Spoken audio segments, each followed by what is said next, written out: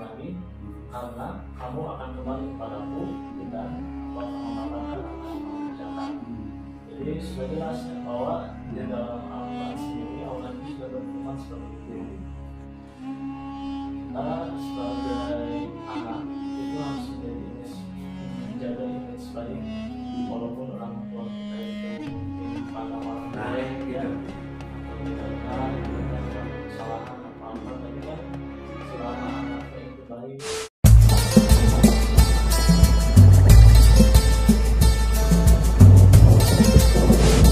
Assalamualaikum warahmatullahi wabarakatuh. Bismillahirrahmanirrahim. Alhamdulillahirabbil alamin. Allahumma sholli ala sayyidina Muhammad wa ala ali sayyidina Muhammad. Puji dan syukur kita panjatkan kehadirat Allah Subhanahu wa taala yang mana di sore hari ini kita masih bisa berkumpul bersama, diberikan kenikmatan, diberikan kesehatan, tentunya masih diberikan keimanan, karena tadi kita sudah menjalankan ibadah Jumat. Dan alhamdulillah sekarang kita akan podcastan dengan narasumber yang muda, belia, insya Allah bakal ngobrol-ngobrol. Pemirsa YouTube, pemirsa Bobotoh Persib juga pemirsa Algo TV, asalkan perkenalkan nih yang kita doakan Ustadz muda Sahefi. Ya, Sahefi ini masih muda, belia, ganteng, dan mudah-mudahan bisa melanjutkan nanti dakwah yang sekarang udah tua, gitu kan. Memang kita di Islam itu regenerasi. Sahefi ini kita menjadi sekali. Boleh perkenalkan dari Kelurahan Pesantren mana? Baik, terima kasih Pak Agus. Nama saya Muhammad Sahefi Darmandi. Di sini alhamdulillah saya bisa dipercaya untuk berdakwah untuk pertama kalinya juga, dan saya juga berasal dari Ponpes Darussalam Jawa Timur. Saya ucapkan sekali lagi terima kasih kepada Pak Agus Udah TV juga ya. Dari kepada Al-Huda TV sekali saya untuk berbicara di pada Allah barokah. Yang penting barokah, yang penting kan bersilaturahmi. Di sini juga ini saya YouTube, kalau sebagai host juga di sini akan terutama saya pribadi ingin sekali kausan ini. Kausan ini. Bukan kausan minum, yang tapi ya kausan ilmu, karena saya sering dengan berbagai contoh di YouTube juga. Dengan saya itu ada Ustadz Rawan, ada banyak ustadz di sini. Saya bertanya sambil belajar sebetulnya kan, masukin YouTube nanti cerita. Ini Bobotoh Persib, pemirsa YouTube juga pemirsa Uda TV. Sementara ini kita akan ngobrol berbincang dengan ini dengan tema bagaimana cara berbakti kepada orang tua, gitu kan? Bagaimana cara berbakti kita kepada orang tua. Saya langsung aja ke Pak Ustadz muda ini, Sahefi, silahkan untuk menjawabnya. Mungkin langsung saja Ya. Jawab. Terima kasih juga untuk kesempatan berbicaranya. Mungkin saya dimulai dari hadis terlebih dahulu, Ya. di mana dijelaskan dari hadis Nabi Ibni Mas'ud radhiyallahu anhu, sa'altu ila Rasulullah sallallahu alaihi wasallam ayu amalin afdal, alawan sholatu ala waqtiha, summa qultu ayu ya Rasul, qala Rasul birrul walidain, summa salis ada jihadu fisabilillah. Jadi saya pakai bahasa Arab ya. Jadi itu maksud itu bertanya kepada Rasul seperti itu, dan jelaskan bahwa artinya ya Rasul, apakah amal yang paling utama yaitu sholat tepat pada waktunya, terus kemudian yang kedua itu berbakti kepada orang tua, dan yang terakhir itu jihad fisabilillah, dalam jalan Allah. Terus itu saya tanya juga itu apa yang dikatakan Rasulullah itu pasti benar, pasti benar. Dan di sini dimulai dari hadis dan juga ada di dalam Al-Quran. Bagus. Dan di dalam Al-Quran sendiri ada pada surat Al-Ankabut ayat 8. Bisa dibuka tuh ya nanti ya. itu bisa dibuka di sana. Saya jelaskan aja artinya mungkin jadi dan diwajibkan kepada manusia untuk berbakti kepada orang tua, berbuat kebaikan kepada orang tua, dan juga janganlah kalian patuh kepada orang tua yang mengajak kepada keburukan kebaikan, karena dan lagi karena kamu akan kembali kepadaku dan aku akan mengabarkan apa yang kamu kerjakan. Jadi sudah jelasnya bahwa di dalam Al-Quran sendiri Allah itu sudah berfirman seperti itu. Kita sebagai anak itu harus menjaga image baik, walaupun orang tua kita itu mungkin pandang orang jelek atau tidak benar, mungkin kan banyak kesalahan apa-apa, tapi kan selama anaknya itu baik, mungkin bisa jadi penghafal Al-Quran, itu bisa mengangkat derajatnya sampai baik di dunia maupun di akhirat. Menarik sekali nih Bobotoh Persib, Huda TV, juga Nusa YouTube. Saya garis bawahi tadi, meskipun orang tuanya tidak baik, katakan di masyarakat orang tuanya, ini banyak sekali kejadian saat ini bukan hayalan tapi nyata. Banyak orang tua yang tidak baik. Ya, soalnya kita pergi lah melihatkan dugem orang tua banyak. Nah, ya pokoknya banyak orang tua yang mungkin maaf di sini di luar rumah tidak benar, banyak ada. Nah, kata Sahlevi tadi, kita jangan putus asa sebagai anaknya, tetap kita jangan mengikuti perbuatan itu. Meskipun orang tua yang mabuk, kita jangan. Justru kita harus berbuat baik, masih contoh ke orang tua, agar masyarakat tadi masyarakat menilai keluarga kita masih tetap baik gitu. Bapaknya tidak baik tapi anaknya baik. Anaknya menghafal Al-Quran, anaknya rajin sholat subuh, anaknya rajin berpuasa.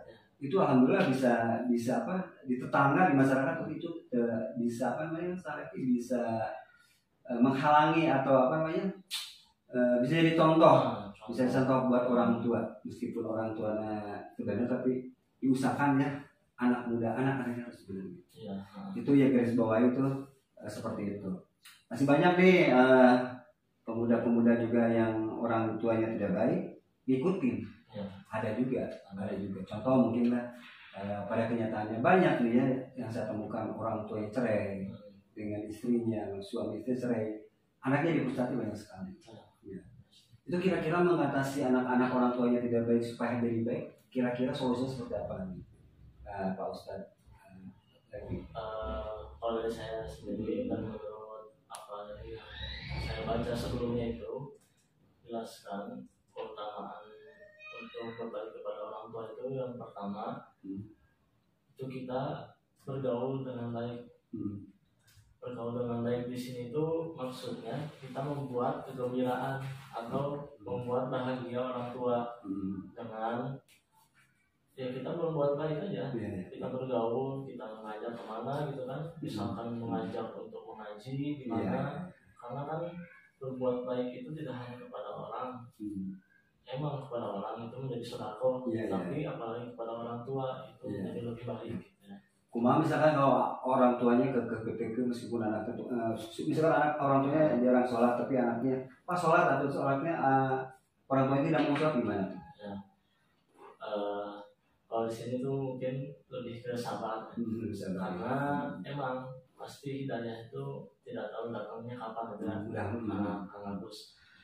Kita kan tetap aja jalani berdoa yang paling penting, mendoakan orang tua, mendoakan orang tua, terus kita doakan insya Allah hidayah itu ada, karena kita melihat masa orang tua kita sholat gitu kan, kita tetap aja terus jalani kebaikan. Kita sambil berdoa, insya Allah orang tua mengikuti juga. Begitu pula sebaiknya anak ini orang tua baik, nanti anaknya itu ngikut sendiri sama bapaknya. Insya Allah selama bapaknya itu orang tuanya itu sabar. Jadi orang tua harus anaknya baralau. Meskipun orang tua sok sholat, sok zakat, sok tahajud, tapi kadang-kadang orang tuanya balik misalnya pas hayawannya anak nama yang ininya yang nakal gitu kan, 1-2, tapi itu kan ujian dari awal sama juga orang tua yang baik, anaknya yang baik gitu kan, ujian juga buat anaknya. Oke, alhamdulillah sudah mengerti ya. Dan saya akan melanjutkan pertanyaan-pertanyaan dengan sahabat ini. Ustaz muda yang cakep yang ganteng, tidak jauh dengan hostnya juga yang cakep dan bagus. Santai kan santai. Ya makanya ini boleh Pak. Jadi ada ganteng cek batur ya. Ada abg cek batur, cuma kasih cek batur. Tapi kalau ada gimana? Ada iklan sedikit ya gitu ya. Jangan lupa nih di acara ini bisa Salafi bisa juga masak produk di sini. Kemarin Mamadu di sini. Ada masak. Hari ini sebetulnya ada produk bubur, cuma lambat ngambilnya. Dan ada produk konten. Jadi di sini juga memajukan UMKM di acara ini. Ini ada pertanyaan selanjutnya nih, apa yang seharusnya dilakukan apabila orang tua sudah meninggal? Apa? Nah, kan itu pasti kita sedih kan awalnya. Mungkin di antaranya itu ketika orang tua meninggal itu yang sebaiknya kita lakukan yang pertama itu tobat ya. Mungkin tobat, kenapa tobat sih? Karena kan kita juga nggak tahu, mungkin punya salah pada orang tua yang kita tidak ingat atau tidak apa. Mungkin kita bikin sakit hati karena berbicara keras. Misalkan kita sedang di luar negeri nih ya, terus tiba-tiba kita datang orang tua sudah meninggal, kita belum sempat minta maaf, kan ada Idul Fitri kita tidak datang. Itu karena di momen-momen itu di umur tua itu orang tua itu membutuhkan anaknya, bukan hartanya. Kalau ini mah ya, benar-benar. Jadi orang tua berharapnya menjadi anak kan baik sangsara kita ini penting boga anak soleh kita ya. Paling penting itu paling ya. Paling penting itu soleh, bisa membuat bahagia orang tua. Bisa membuat bahagia itu apakah harus dengan harta kan tidak ya? Tidak juga ya. Contohnya harus seperti apa? Contohnya kita ngajak mungkin main kemana, jalan-jalan, ya istilahnya mah main ke taman atau ngajak ke majelis, atau enggak mancing, itu kan istilahnya murah lah, atau gratis bisa kan. Yang penting membuat usahakan orang tua itu bahagia dengan cara yang baik, dengan cara yang baik diajak sampai ke mana yang penting baik, apalagi ke pengajian. Oke, itulah. Jadi kalau udah meninggal, terutama kalau orang tua sudah meninggal berarti berdoa. Karena orang tua yang udah meninggal tidak butuh lagi harta ya, tidak butuh harta ya. Orang tua yang udah meninggal butuh apa coba? Doa sih sebanyak mungkin kan, sebanyak mungkin doakan kan 5. Dengan doa teh udah 5 kali sehari dalam orang tua mah tiap detik kalau misalnya. Karena kita mah kalau dengan orang tua itu setelah sholat aja ya 5 kali berarti. Tapi kalau bisa kita banyak mendoakan orang tua gitu kan. Mudah-mudahan karena apa orang tua kita itu ya, mudah-mudahan selamat dalam kuburnya, selamat dalam akhir apa namanya di alam barzah nanti gitu. Masih ada pertanyaan nih sama Kang Ustaz Devi ya. Apakah harus diikuti apabila orang tua mengajarkan, mendidik atau di jalan yang salah? Harus diikuti karena kita harus menurut orang tua, harus patuh gimana? Ada orang tua yang nyuruh kamu itu makan dari saya dari kecil, ini dari saya dari kecil, sekarang tidak nurut, padahal dia menyuruhnya yang tidak baik. Itu gimana nih menurut Pak Ustaz? Yang tadi sudah dijelaskan di awal ya, Kang Agus, kan sana ada di surat Al-Kabur tadi, ayat 8 itu kan menjelaskan apabila orang tua mengajak yang pada kejelekan gitu, pada kejelekan sebaiknya kita tidak usah ikuti, karena kepadamu lah kamu kembali kepada Allah, dan pasti nanti suatu saat aku akan mengabarimu apa yang kamu kerjakan. Nah, kita itu yang sering dijelaskan, kita tetap aja jalankan kebaikan gitu, walaupun orang tua seperti itu, dengan cara ya mungkin nanti kan orang tua juga akan mendapat hidayah dari apa yang kita lakukan. Misalkan kita disuruh apa tapi kita tidak mau karena itu jelek, tapi kita memperhatikan kebaikan, mungkin nanti orang tua bisa ikut.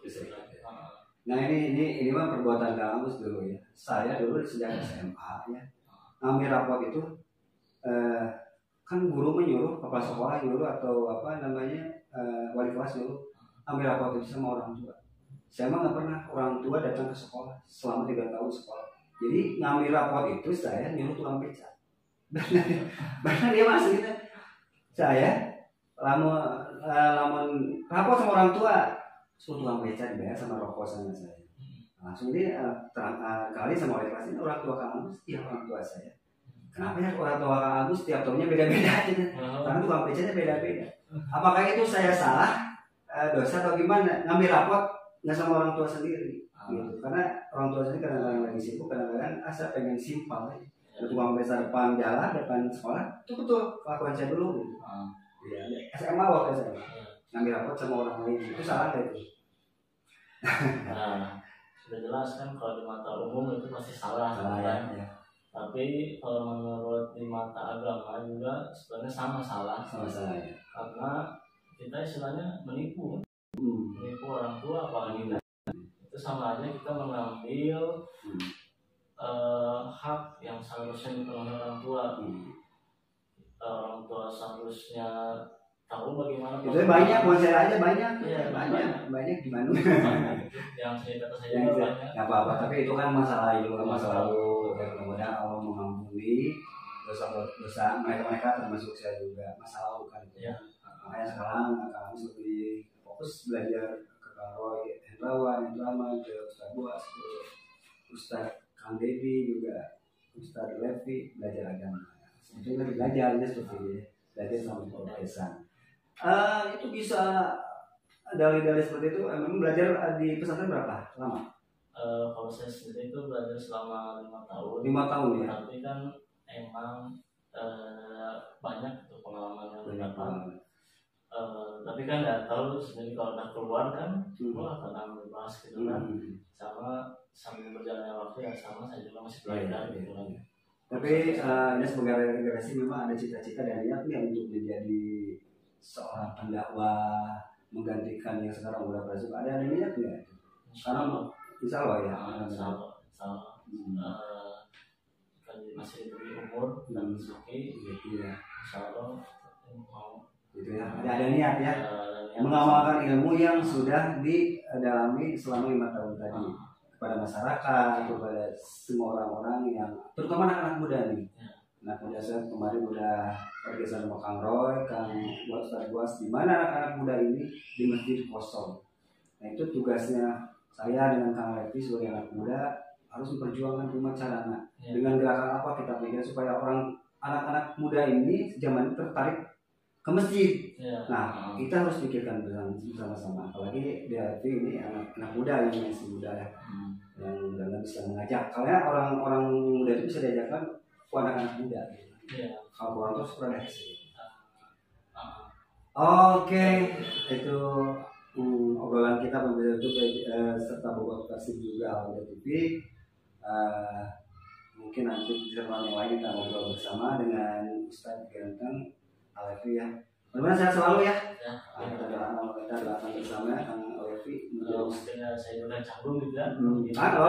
Dari sini mah yang penting podcast ini yang penting mereka dengan apa yang kita bicarakan ada manfaat, itu yang paling penting. Ada manfaatnya dia jadi contoh gitu kan ya. Kita sama-sama belajar di sini. Atur nuhun Kang Alevi kos studi di Jombang ya, di Jawa Timur ya. Cuma rumahnya kira condong gitu kan, udah apa di sekolah. Baiklah, itulah perbincangan kita dengan Ustaz Muda Ganteng Kang Levi ya. Insyaallah di lain waktu kita bisa ketemu lagi ya. Kang Agus harus pamit, Kang Levi harus pamit. Ada perkataan yang benar itu mungkin dari Allah ya. Hal yang salah dari kita berdua ya. Kang Agus harus pamit yuk. Assalamualaikum warahmatullahi wabarakatuh. Ketemu lagi nanti di lain kesempatan di Bobotoh Silaturahmi Al-Huda.